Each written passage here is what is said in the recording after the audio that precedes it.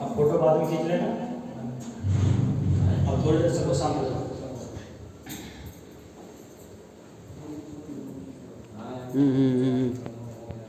सीतानाथ समारंभां श्रीरामानन्दाय मध्यमाम् अस्मदाचार्यपर्यन्तां वन्दे गुरुपरम्पराम् अखण्डमण्डलाकारं व्याप्तं येन चराचरं यत्पदं दर्शितं येन तस्मै श्रीगुरुवे नमः।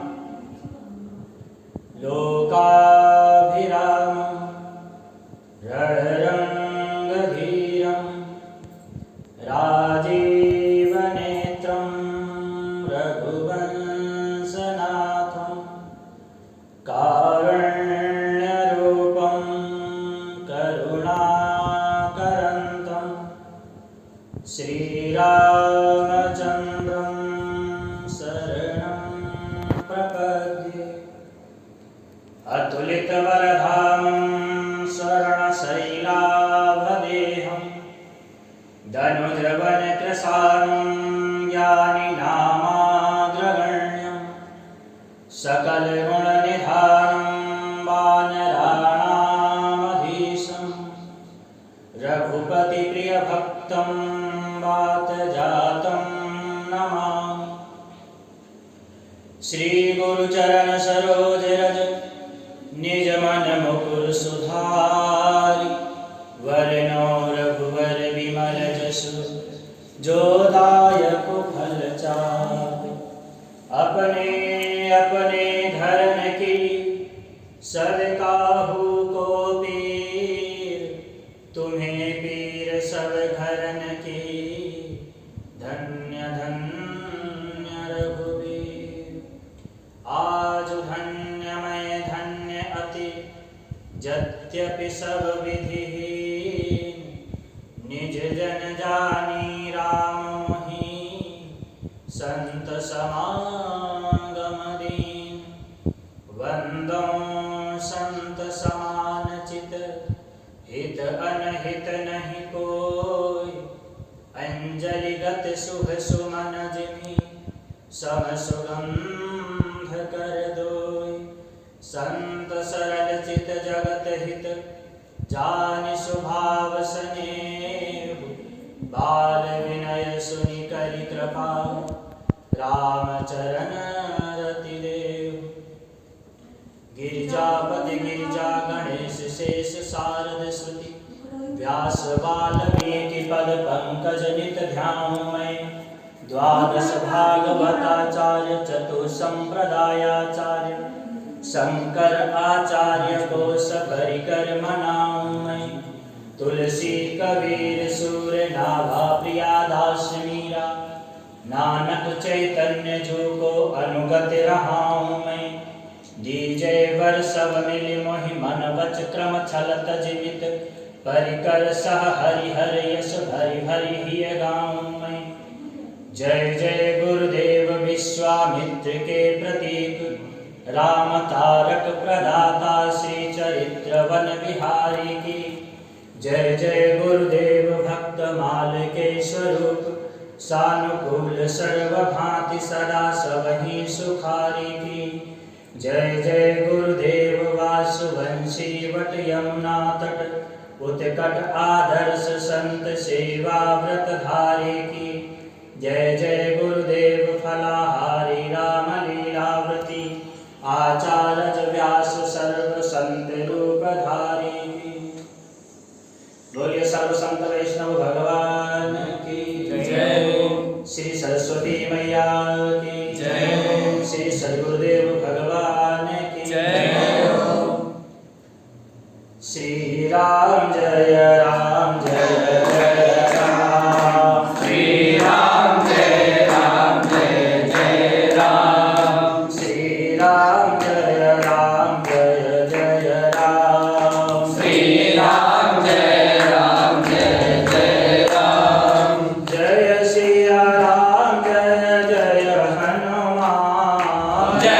सिया राम जय जय हनुमान। संकट मोचन कृपा निधान, संकट मोचन कृपा निधान। संकट मोचन कृपा निधान, संकट मोचन कृपा निधान। श्री राम जय जय राम,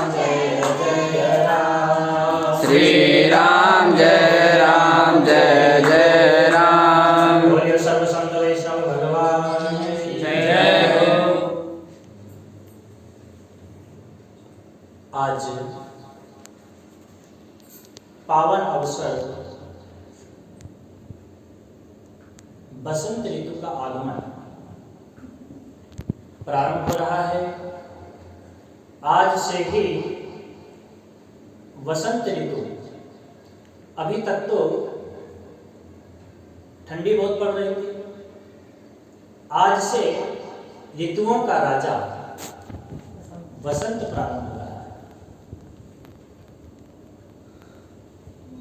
आज के दिन ही माता सरस्वती जी का प्राकट्य भी हुआ था।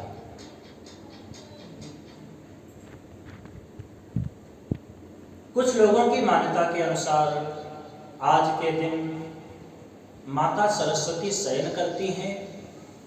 आज से 10 दिनों तक माता सरस्वती विश्राम कक्ष में चली जाती हैं। और कुछ लोगों की मान्यता के अनुसार आज माता सरस्वती जागृत होती हैं। पीछे 10 दिनों से माता सरस्वती शयन कर रही थी और आज वसंत ऋतु के आगमन पर माता सरस्वती जागृत होती हैं।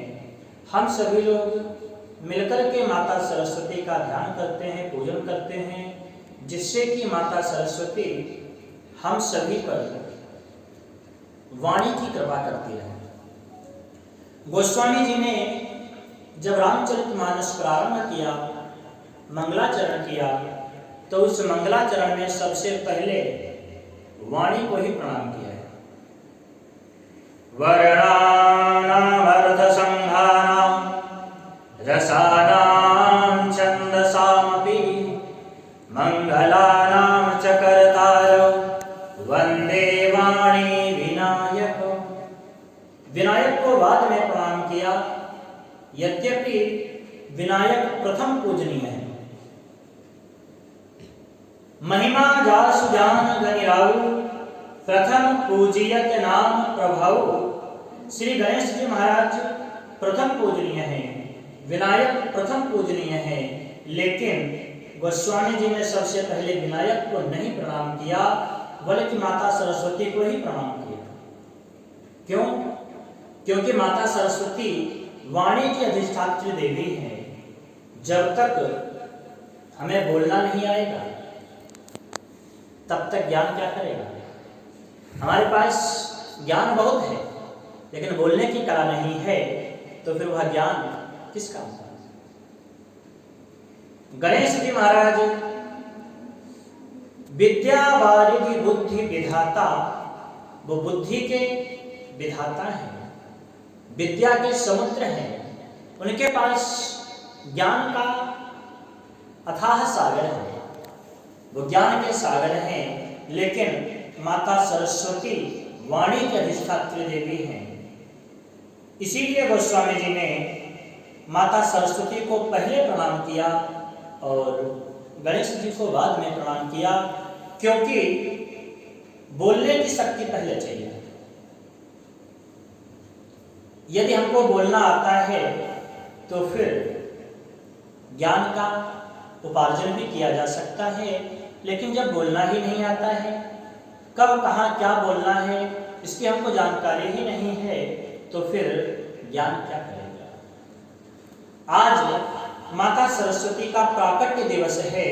आज के दिन माता सरस्वती ब्रह्मा जी की वाणी से उत्पन्न हुई है।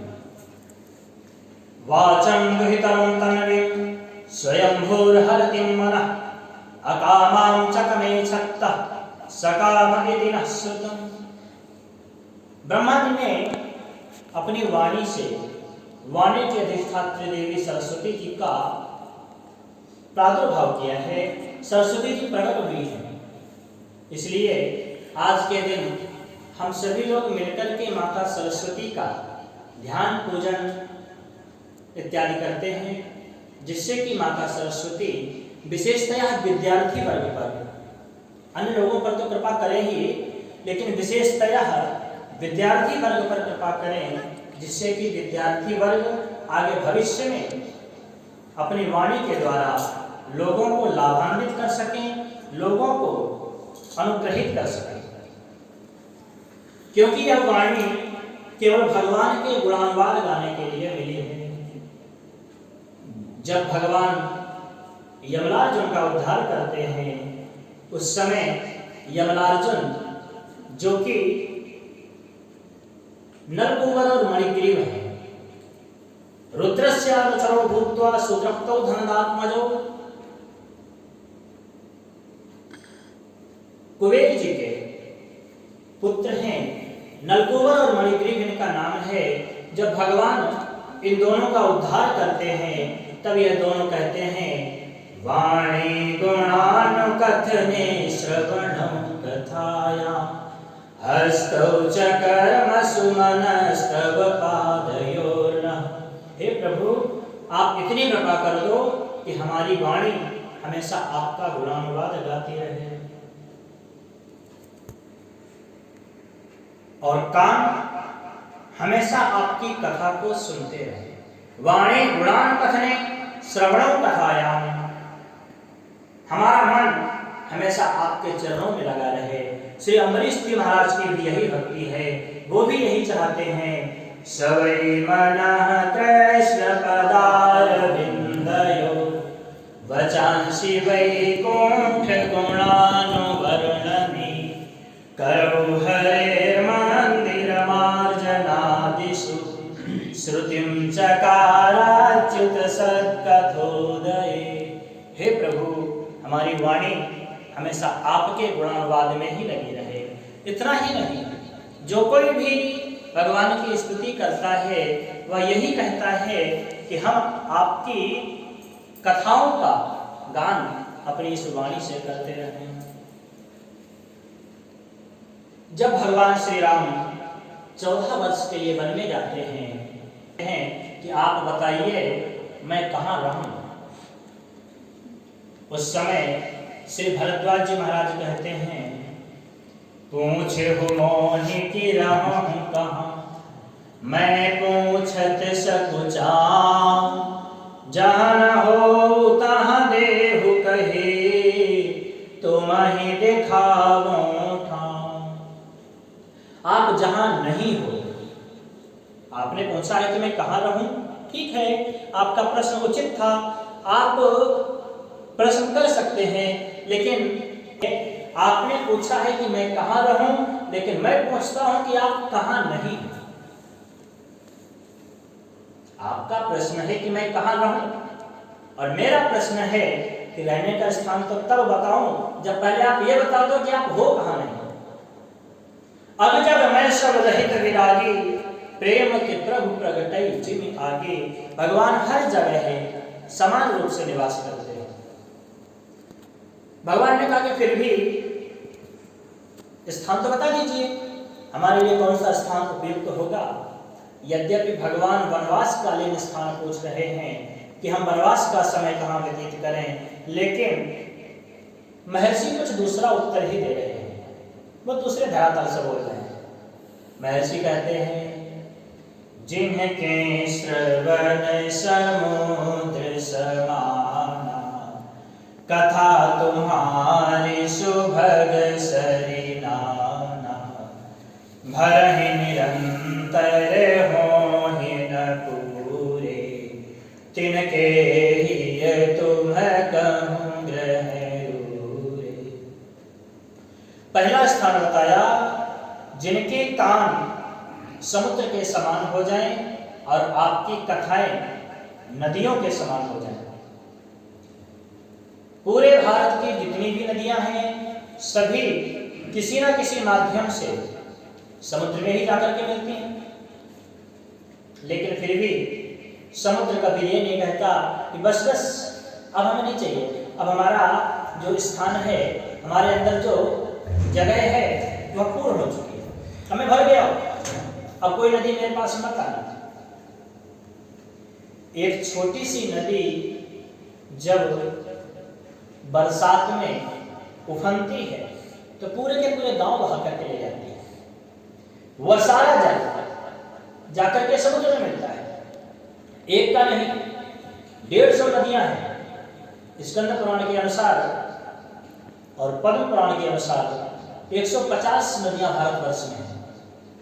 इन सभी का जल जाकर के समुद्र में मिलता है।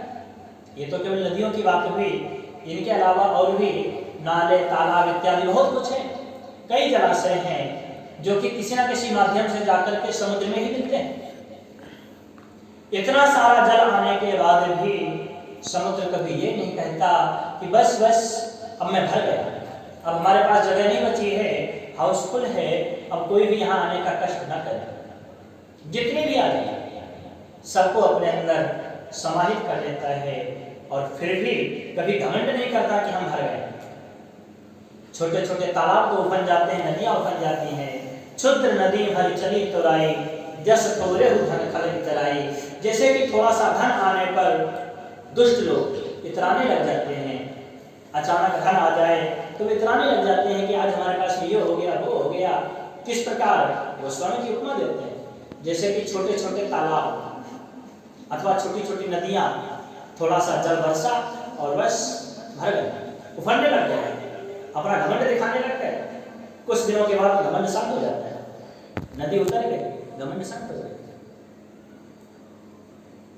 जिनके कान समुद्र के समान बन चुके हैं और आपकी कथाएं नदियों के समान उन समुद्र में जा जा करके समाहित हो रही हैं, लेकिन वह समुद्र कभी भर नहीं रहा है। अर्थात कान कभी ये नहीं कहते हैं कि बस बस अब हमें भगवान की कथा नहीं सुननी है। जिसकी ये दशा हो जाए, तिनके ही तुम कौन ग्रह रूले, ऐसे लोगों का हृदय आपका निवास स्थान बने।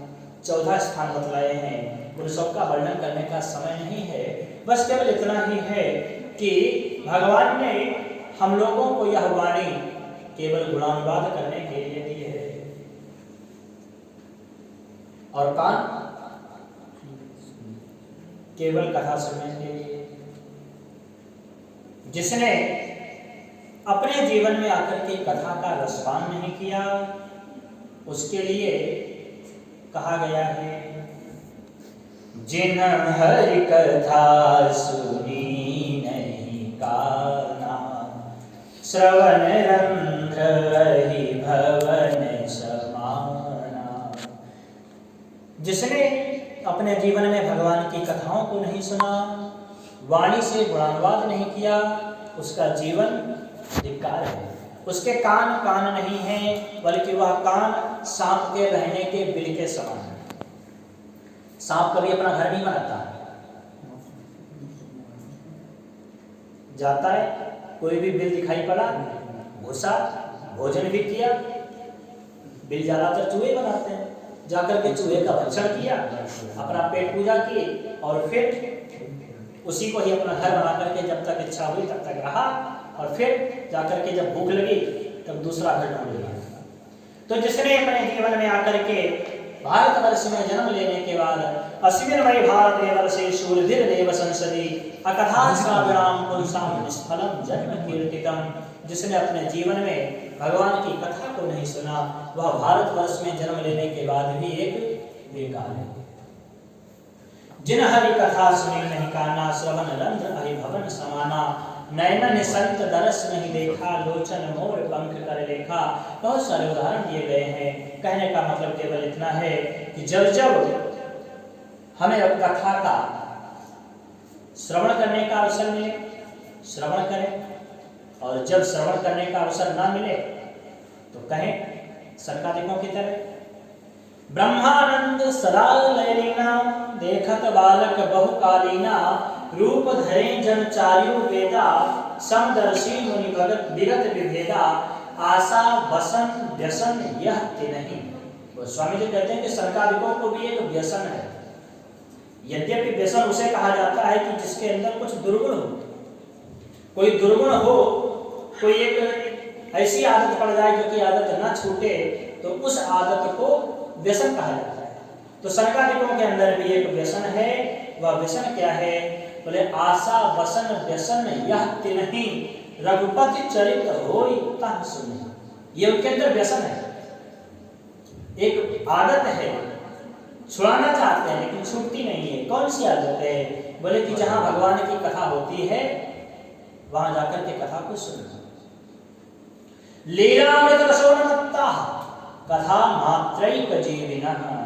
ये संकादिकों का जीवन है, वह केवल कथा पर आधारित है। पूज्य सद्गुरुदेव कहा करते थे कि यदि संकादिकों के सामने कोई वक्ता है तब तो वो जाकर के कथा सुन लेते थे, और यदि कोई वक्ता नहीं है तो क्या करें? बोले कि वक्ता एक होता है, श्रोता अधिक होते हैं। तो एक भाई, चार में से एक जाकर के मंच पर बैठ गया और बाकी के तीन अधिक श्रोता हो गए, बस एक कथा कहने लग गए और तीन सुनने लग गए। यह उनका जीवन है। वाणी से भगवत चर्चा होनी चाहिए और कानों से कथामृत का पान होना चाहिए। भगवान ने ये जो कान दिए हैं ना, ये कान सुनने के लिए तो दिए ही है। कभी कभी देखा होगा कि लोगों की ये बाहरी त्वचा तो होती है लेकिन उन्हें सुनाई नहीं देता। अब अगर यही कान सुनने वाले हैं तो फिर उनको सुनाई क्यों नहीं दे रहा? क्योंकि कान के अंदर भी कुछ और भी पर्दा है जो कि कथा को या किसी वार्ता को श्रवण करने में मदद करता है, सहायता करता है। फिर भगवान ने ये फालतू में 20 ग्राम का वजन का उनके शरीर पर हमारे क्यों ला दिया? जब इससे सुनना ही नहीं है तो फिर वजन क्यों ला दिया? तब कहते हैं कि ये वजन कोई साधारण वजन नहीं है। भगवान ने जो किया है वो साधारण नहीं किया है। यह एक दोना की आकृति का है। पत्ते के दोने जो बनते हैं एक दोने की आकृति का है। अब दोने से क्या किया जाता है? तरल पदार्थ पिया जाता है। इसलिए इन कानों से तरल पदार्थ भगवान की रसमयी कथा का पान किया जाए, इसलिए भगवान ने यह दोना दिया है। कान नहीं दिए, ये एक दोना है। तभी तो सुखदेव जी कहते हैं निगम कल्पतरोर्गलितं फलम् सुखमुखादमृतद्रव संयुतम् पिबत। ये नहीं कहा कि सुनने के लिए नहीं कहा। पिबत भागवतम रसमालयम। यह रसम आलयम, यह रस का घर है, इसको पियो। सुनने के लिए नहीं कहते हैं, पीने के लिए कहते हैं, क्योंकि इन दोनों से तो पिया ही जाएगा। दोना पीने के काम ही आते हैं, इसलिए भगवान ने ये दोना रूपी कान हमको पीने के लिए दिए हैं। बोले कब तक पीना है? तब कहते हैं कि आलयम रसम, आलयम लय पर्यंत, जब तक हमारा जीवन नष्ट ना हो जाए तब तक, अथवा जब तक हम भगवान में लय ना हो जाए, भगवान में लीन ना हो जाए तब तक आलयम लय पर्यंत इसको पीना चाहिए। क्योंकि भगवान ने यह दोना पीने के लिए ही दिए हैं।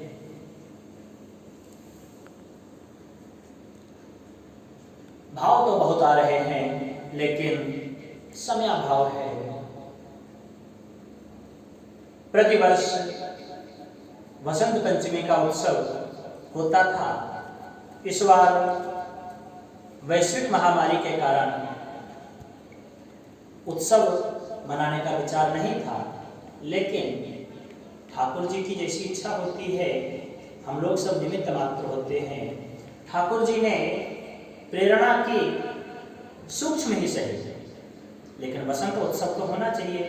हर साल की परंपरा इस बार सूक्ष्म रूप से ही वसंत उत्सव का आयोजन किया गया और वहाँ के सभी ने यथोचित सेवा देकर के, तन मन धन से सेवा देकर के इस उत्सव को जैसा भी हुआ ठाकुर जी की कृपा से संपन्न कराया है। करते हैं हम सभी की वाणी प्रस्फुटित हो, क्योंकि ध्रुव जी भी भगवान से यही वरदान मांगते हैं, योऽन्तः प्रविश्य मम वाचमिमां प्रसुप्तां। हमारी जो वाणी सोई हुई है वह वाणी जागृत हो जाए।